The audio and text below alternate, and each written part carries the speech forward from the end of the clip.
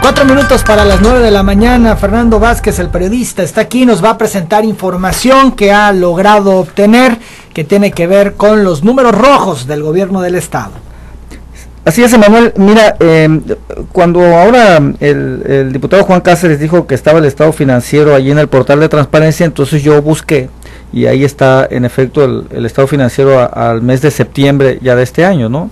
Donde ya el gobierno reconoce un pasivo de 10,183 pesos, más o menos, más de 10,000 millones de pesos. Más de 10,000 millones de pesos que se reconocen por primera vez. Sí, es el estado, en el estado financiero, ya esto lo comentaron aquí, pero bueno, yo lo busqué, pero busqué también en los años anteriores, cómo había ido cerrando, y entonces resulta que ahí están los estados financieros, ¿no? Según información del propio gobierno, que ponen transparencia, porque luego dicen que no es cierto y eso, ¿no?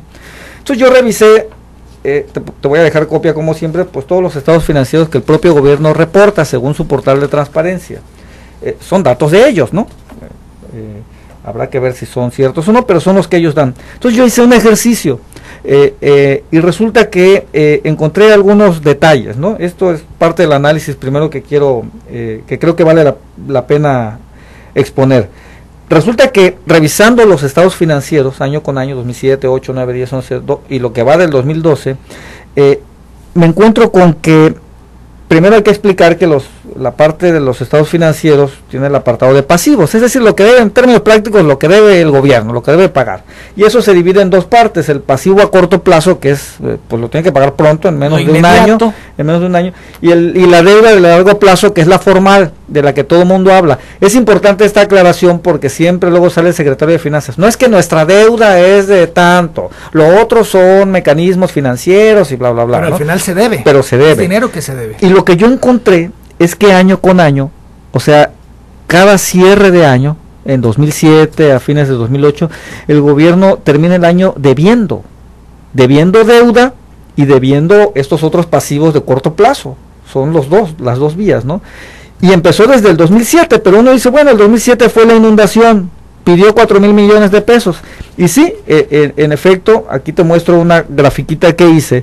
En efecto, el primer año, la línea roja es la de deuda y la línea azul es la de los otros pasivos de corto plazo. Debía 4,400 de deuda y 2,223 de pasivos de corto plazo. Uno dice, bueno, es que la inundación, a lo mejor tuvieron que contratar personal, sacos de arena, lo que sea, le pidieron a algunos constructores que hicieran cosas y te lo quedamos a ver, era una emergencia, es entendible. El problema es que en los años subsecuentes han seguido creciendo los pasivos de corto plazo y también la deuda. En 2008 se supone que el gobierno pagó una gran parte de la deuda y pues eso significa que los pasivos debieron disminuir y disminuyeron en lo que se refiere a la deuda, pero los pasivos de corto plazo aumentaron a 4,000 millones, se duplicaron, y los pasivos de corto plazo en 2009 crecieron a 4,800 millones. Luego en 2010 bajaron un poquito a 4,481, en 2011 se elevaron a 5,648 y al mes de septiembre de 2012 está en 7,138 que debe pagar ya el gobierno. Los de corto plazo nada más. Aparte está la deuda, que en 2000, la deuda normal, la formal, ¿no? Que en 2007 pues era de 4,000, luego como pagaron una buena cantidad bajó a 1,884 en 2008, 1,851 millones de pesos en 2009, 1,814 en 2010, pero en 2011 ya subió otra vez a 3,200 millones de pesos y a septiembre de este año de 2012 está en 3,045, pero yo calculo que va a ser mucho más porque faltan 3 meses y ya ves que se ha dicho que a lo mejor piden más deuda, etcétera. ¿Qué ocurrió? Primero, que los pasivos de corto plazo han ido aumentando. O sea, le deben a proveedores, se dispararon de 2,000 millones a 7,300 más o menos. En todo el sexenio. Y la deuda, pese al pago grande que hizo el gobierno, tuvo una cierta estabilidad y ha ido creciendo otra vez. No han pedido más deuda, pero seguramente no están pagando los intereses y por eso se está acumulando más deuda. Entonces, hay un problema aquí de que están a la alza, digamos, el pasivo en general. Ahora, ¿qué ocurrió? Porque, pues, ¿por qué está aumentando? ¿Por qué ocurrió? Yo lo que veo es que hubo una maniobra financiera del gobierno. En 2007, como ya lo decía, pues la deuda era muy alta, más de 4,000 millones, y los pasivos estos a proveedores, etcétera, era de 2,000, pero para 2008 ya se había invertido. Y así ha permanecido el resto de los años, o sea, se ha ido incrementando mucho más los pasivos de corto plazo y la deuda un poco por abajo, pero ha ido creciendo también. ¿Pero por qué se invirtió? Yo tengo la sospecha de que el gobierno pagó la deuda porque la pidió a fines de 2007 y hacia abril de 2008 pagó casi 2.500 millones y entonces dijeron, no, pues es que estamos saneando las finanzas. Yo creo que pagaron porque la deuda que piden y que se la tiene que autorizar el Congreso tiene candados, tiene que ser destinada a obras o a proyectos de inversión y pues no la podían manipular, además tenían que pedir autorización del Congreso, entonces prefirieron pagar, ser sujetos de crédito y entonces ya endeudarse mediante los otros mecanismos que son los que han ido aumentando, los pasivos de corto plazo, porque eso, uno, no tienen que pedir autorización al Congreso y dos, pues lo ocultan, como no tienen que reportarle al Congreso o medio reportan, pues ellos lo están manipulando y el hecho es que ha ido creciendo de una manera desorbitada y sin ninguna explicación. Lo importante sería saber cuándo se tienen que pagar estos 7.300 millones de pesos. Bueno, no hay, los pasivos de corto plazo tienen que pagarse en menos de un año, a menos que quieran heredar la deuda. No sabemos cuándo lo solicitaron exactamente no, y porque no hay, puede tocar a la próxima porque tener que cubrirlos. Sí, lo cierto es que, y aquí está, por eso la grafiquita que te voy a dejar, es un ejercicio que yo hice, ha ido creciendo, o sea, a fines de 2007 debían, en 2008 siguieron debiendo, pero más, y a fines de 2009, o sea, no han podido, vienen arrastrando estos pasivos, ya no digamos la deuda, pero sí los pasivos, no han podido cubrir el monto. Y no solo no lo han podido cubrir, sino lo han ido incrementando, al grado que ahorita, pues ya los pasivos de corto plazo están en más de 7,000 y la deuda ya anda por los 3,000 millones de pesos. En total, entre cortos y largo plazo, se tienen alrededor de 10.100 millones de pesos. 10.183 millones de pesos. Aquí está esta otra grafiquita que ya es, digamos, el pasivo total. La deuda de largo plazo más el pasivo de corto plazo, que de todo modo lo tiene que pagar, hasta ahorita 10.183. Pero vaya, ha ido también a la alza este crecimiento de pasivos, de deudas, de cosas que tiene que pagar el gobierno. ¿Por qué? Es lo que no nos han dicho. El pretexto ha sido la inundación, pero curiosamente, en 2008 se supo del bono de fatiga y curiosamente, aquí tengo la gráfica del total de pasivos, se dispara todavía más esto que debe el gobierno a partir de 2010, cuando el 2010 hizo la reingeniería y suspendieron programas sociales supuestamente para sanear las finanzas, y lo que ocurre es que en 2011 y lo que va del 2012 se ha disparado todavía más lo que debe el gobierno.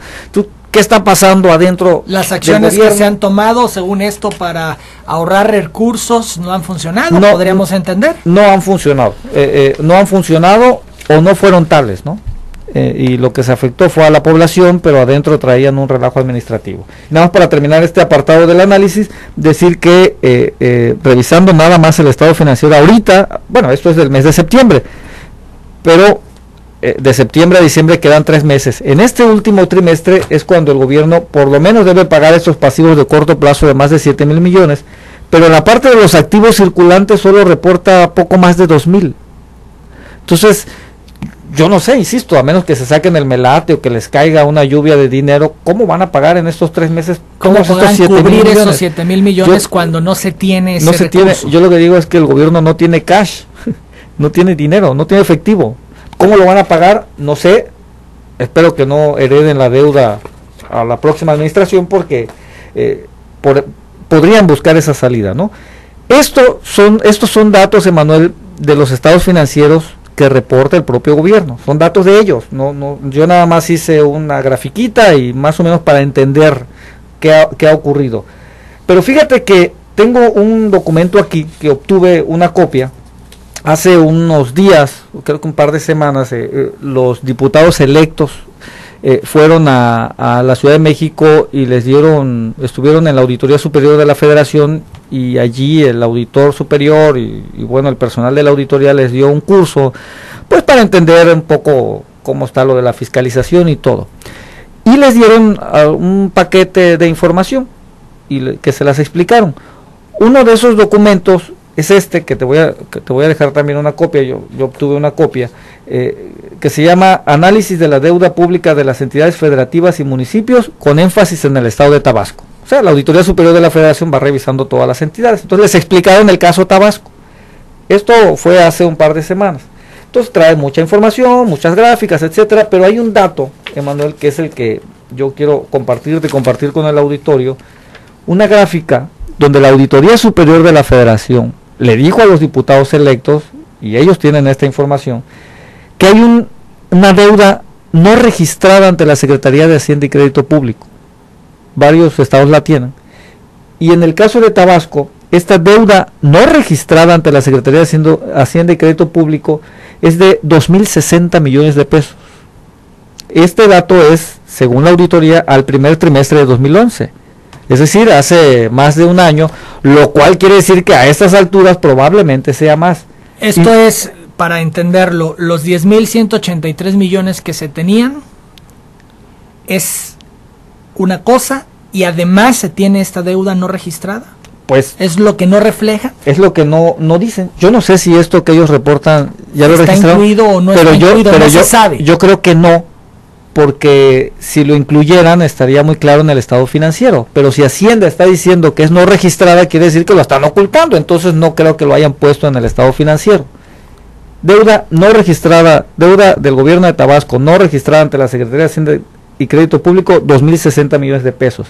Y dice la Auditoría Superior de la Federación que este monto de 2.060 millones de pesos significa que la deuda real del Estado es 88% más de lo que ha reportado el gobierno.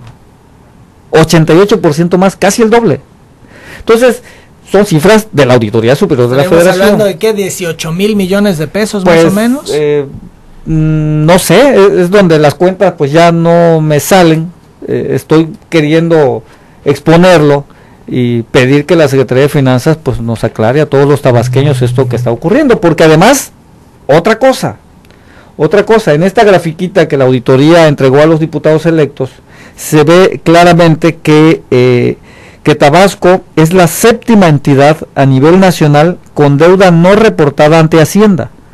O sea, el primer lugar lo tiene Coahuila, luego está Chihuahua, Estado de México, el Distrito Federal, Chiapas y Nuevo León, y después Tabasco. Es la séptima entidad con más deuda no reportada ante Hacienda. Entonces, yo creo que vale la pena que esto se aclare al respecto, de qué se trata, si ya está cubierto o no está cubierto, y el dato que nos dejas, que a mí me preocupa mucho, que la deuda real es 88% más de lo que está reportado. De lo que está reportado, y si están reportados 10.183 millones, pues simplemente hay que hacer una operación y entender la cifra que podría darse. Y quiero insistir, lo dice la Auditoría Superior de la Federación, no quiero dejar de puntualizarlo porque es un dato sumamente importante y sumamente grave, ¿no? Y nada más para abonar en el debate de que si la deuda solo es la que se autoriza el Congreso y que lo otro no, pues la auditoría está pidiendo que de una vez por todas, está sugiriendo, y es parte del documento que también entregó a los diputados electos, que la deuda, el registro de la deuda ya incluya los conceptos, por ejemplo, de sistema de pensiones, de desastres naturales, las obligaciones financieras de corto plazo con bancos, con proveedores, con contratistas, con arrendadores. O sea, la auditoría está sugiriendo que ya se debe integrar y que se debe reconocer como deuda todo eso. Digo, lo quiero especificar porque el secretario de Finanzas ha sido muy insistente en que no, que la deuda solo es la que marca la ley y la que se llama así, y que lo otro se debe pero no es deuda. Entonces es medio simpática esa declaración. Esta es la información, desde luego que te voy a dejar el dato. Y Emanuel, yo nada más quería, si me permites una reflexión final, decir, Emanuel, que las mentiras germinadas desde el poder envilecen la vida pública, y si tienen que ver con los asuntos financieros, entonces además frenan el desarrollo, lo cual es un atentado directo contra la población, porque significa que no se combate la pobreza o que se dejan de construir escuelas, hospitales, etcétera. Por eso la transparencia del quehacer público es necesaria. Urge la verdad sobre las finanzas estatales. El tema de la deuda en Tabasco ha ido y venido, iluminadas las cifras con luz artificial desde la Secretaría de Finanzas. Una y otra vez se nos ha dicho que la deuda es manejable, que no es un riesgo, que mienten quienes alertan sobre un hoyo financiero. Pero frente a la evidencia no hay duda. Andrés Granier está por cerrar la puerta de su gobierno y ahora sabemos de pasivos por más de 10,000 millones de pesos y que hay deuda no registrada ante la Secretaría de Hacienda que podría incrementar la deuda en un 88%. La pregunta es inevitable. ¿Eso es todo? ¿O hay algo más que debamos saber los tabasqueños? Este domingo 11 de noviembre, Andrés Granier entregará su último informe y emitirá un mensaje a la población. La ocasión amerita algo más que palabras o algo más que frases que busquen el aplauso. Es momento de que el gobernador informe cuánto se debe, a quiénes se debe, por qué se debe. Es momento de que el gobernador diga la verdad. Tarde o temprano, cuando los documentos hablen por sí mismos, la información se conocerá. Pero importa que Granier responda por su administración y permita tomar previsiones a las autoridades que vendrán. Con la información real sobre la deuda que aporte desde ahora, Andrés Granier puede contribuir a planificar el cumplimiento de las expectativas que tienen los tabasqueños hacia el futuro. Por eso importa que el gobernador diga la verdad en su último informe, a menos que esté apostando al fracaso de las nuevas autoridades estatales por el simple hecho de que no pertenecen a su partido político. Lo conocido de la deuda hasta ahora ya tiene rango de altamente preocupante. La población deberá estar atenta del camino que tome este tema. Hay que involucrarnos todos en los asuntos públicos. Si el día de su informe Granier insiste en mentir, en ocultar la información sobre la deuda y el estado real que guarda la administración, entonces habrá perdido la última oportunidad de entrar a la historia, alguna vez, por la puerta delantera. Esta es la reflexión que yo quería compartir, Emanuel. Es una oportunidad, coincido contigo, en este sexto y último informe de labores, más allá de las cifras que nos puedan dar de las carreteras que pavimentaron o que se hicieron y de las obras en general, sería muy interesante, y es una sugerencia y una petición ciudadana al gobernador del estado, que nos presenten cifras, los números reales, que nos presente un estado de resultados, un balance donde se diga se tiene tanto, se debe tanto, para que de esta manera los tabasqueños sepamos, ¿no? Todos sepamos de una buena vez. Es una oportunidad que va a tener este domingo el gobernador Andrés Granier. Así lo pienso, Emanuel, más que, insisto, más que palabras que buscan el aplauso o sonrisitas y todo esto, la verdad tiene que decir qué está ocurriendo. Se ha cuestionado tanto la situación financiera que creo está obligado a hacerlo. Está obligado y ojalá lo haga, ¿no? Yo la verdad es que pienso que es una oportunidad para él mismo, para su paso por la historia, es su última oportunidad. Si no lo hace, una oportunidad para presentar la situación financiera de la entidad, decir así entrego. Yo diría en términos generales la verdad sobre Tabasco y sobre lo que está ocurriendo en la administración pública del estado, ¿no? Que abarca la situación financiera, pero abarca también el asunto de las notarías y abarca también el asunto de las placas y abarca también... Bueno, son muchos asuntos. Pero creo la que financiera es el dinero. Claro, el punto de partida es el financiero, la situación financiera. Si está quebrada las arcas estatales, imagínate tú la situación. Tienes razón, el énfasis es ahí porque, insisto, si el dinero se va en otras cosas, pues se dejan de construir escuelas, hospitales, no hay medicinas, crece la pobreza. Que de hecho no hay medicinas. A eso voy, entonces... De hecho no hay atención médica adecuada, no por culpa de los médicos, sino por que no encuentran las herramientas, los elementos básicos para poder realizar sus actividades correctamente. Creo que los tabasqueños merecen un informe de verdad, de información de verdad, ¿no? no una pasarela o que ni sea un recordatorio el festejo de las 5 inundaciones. Me estoy temiendo que por ahí van a recordar un mar de quejas de la adversidad que pasó Tabasco y los obstáculos y cómo a pesar de la adversidad y de la inundación y de la tragedia que se vivió, nos pusimos de pie y salimos adelante. Bueno, sí está bien, ya lo ha hecho en otros informes. Digo, podría omitir esa parte y podría incluir la parte que no ha puesto sobre la mesa, que tiene que ver con la situación financiera. Sí, tiene que superar eso y tiene que pasar a la información concreta, porque nada más ya lo de la inundación lo sabemos todos, lo vivimos todos, lo sufrimos todos. Yo creo que reiterarlo pues es que además pues sí hubo problemas, pero también hubo mucha ayuda. Hubo muchos donativos, hubo mucha inversión federal. Pero fueron 5 inundaciones, Fernando. Pues 5 tragedias. Pero yo aquí estoy viendo en el estado financiero, en el último, el 30 de septiembre, es decir, cosas que tienen que pagar ya, ahorita en estos 3 meses. Por ejemplo, es importante, a los proveedores les deben 1.863 millones. En servicios personales deben 1.225 millones.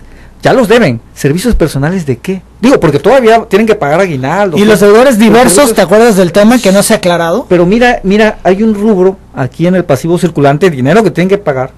Otras cuentas por pagar a corto plazo, 3.236 millones. ¿Cómo que otras cuentas por pagar? Cuando tú pones otros, o el etcétera, es ya el chichito, digamos, ¿no? Pero si son más de 3.000 millones, yo creo que valdría la pena que nos expliquen qué son esas otras cuentas por pagar, a quiénes se les debe, por qué se les debe. Y bueno, ni se diga, hay otros documentos por pagar, estos deben ser en bancos de 583 millones. Entonces, hay mucho que aclarar. Seguimos sumando. Y yo creo, claro, aparte está lo del ICEP, el sistema de pensiones, sumando, en fin, ¿no? Es muy preocupante. Por eso creo que más allá de hablar de la inundación en este próximo informe de gobierno, que ya lo sabemos todos, lo vivimos todos, los padecimos todos, o sea, nos queda claro pues el tema de la inundación, no nos los tiene que decir el gobernador, todos fuimos protagonistas, todos lo sufrimos. Bueno, pues que nos hable ya de lo que viene, del futuro. La información finalmente sale, ahí está este documento de la Auditoría Superior de la Federación, deuda no reportada ante Hacienda, más de 2.000 millones. Y pasivos a corto plazo, 8.000, casi más de 7.000 millones de pesos, que eso se tienen que pagar antes de un año y no sabemos cuándo son los vencimientos. Aparte, yo creo que eso sería un dato muy importante que podría dar el gobernador, que podría informar el gobernador. Aparte de la deuda que sigue creciendo, ¿y por qué? Si no han pedido más deuda, entonces están dejando de pagar los intereses seguramente, ¿no? Muy bien, pues ojalá el llamado está hecho al ciudadano gobernador, creo que por ahí tendría que ser parte de su informe, ojalá que el domingo salgamos de dudas y nos proporciones toda esta información que se ha pedido, que no ha sido solamente tú, Fernando, sino como bien lo decías, distintos actores y ciudadanos, donde me incluyo, donde hemos hecho el exhorto y la solicitud para que nos proporcionen la información. Estamos preocupados por la situación financiera de Tabasco, no basta con que digan que todo está bien, no bastan que digan que no hay problemas financieros, que lo demuestren con información fidedigna, que lo demuestren con estados de resultados, que lo demuestre ahora Andrés Granier en esta oportunidad que tiene, creo la última, en este 6º y último informe de labores. Pues te dejo yo las copias como siempre, Manuel, y muchas gracias por el interesante y preocupante los temas que altamente preocupante. Nos abordas esta mañana. Sigue fluyendo información a cuentagotas, pero lo que vamos viendo preocupa. Son las 9:19, yo tengo una pausa que hacer para regresar con más. Gracias, Fernando Vázquez. Gracias, Manuel. Volvemos. En Mercado Ferretero encuentra usted desde un tornillo hasta un